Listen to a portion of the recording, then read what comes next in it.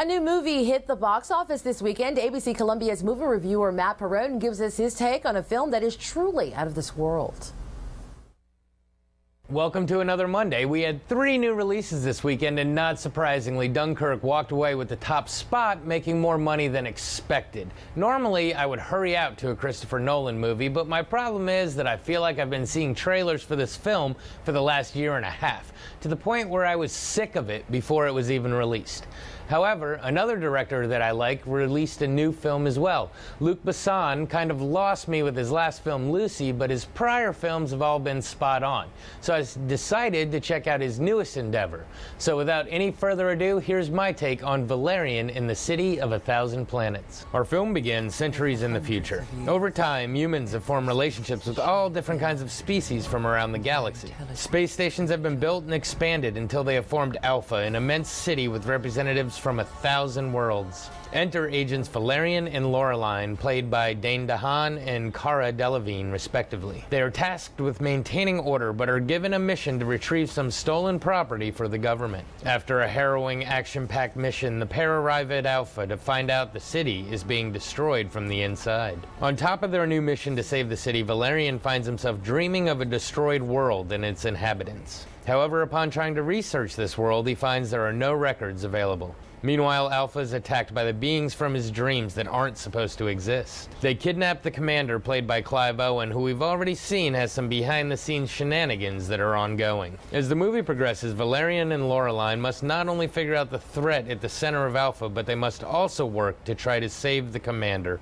However, it's awfully hard to complete their missions when they themselves keep getting in situations where one has to rescue the other. The action and effects continue to hammer the senses of us in the audience as we watch to see exactly what threats our heroes are facing. Duty and humanity will clash as the two have to make decisions that can result in not only destroying themselves, but beings from 1,000 worlds. So, what to say about this one? Let's start with, what? I had a hard time writing this review and having to explain what was going on. Yeah, although it's not as out there as Lucy, this one seemed to leave me wanting a lot more.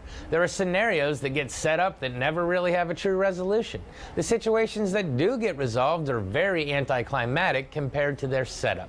I've never read the graphic novel, so maybe they would give me a little perspective, but it just never all came together for me.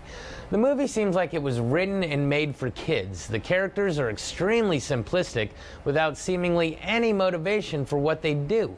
Even when in the middle of the action scenes and people are being killed, you can't really tell that they are being killed.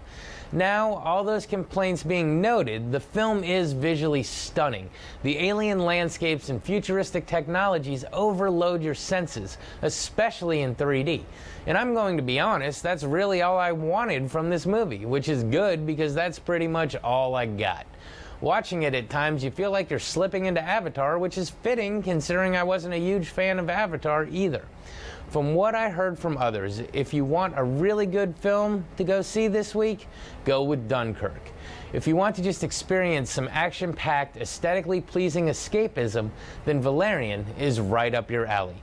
Word of warning though, if you're checking out the new reclining seats at a certain theater, be sure you read the seating chart correctly.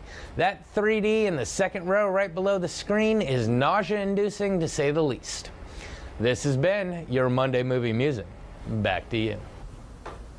Ouch. Okay, keep it here. We have one last look at your 7-day outlook after the break.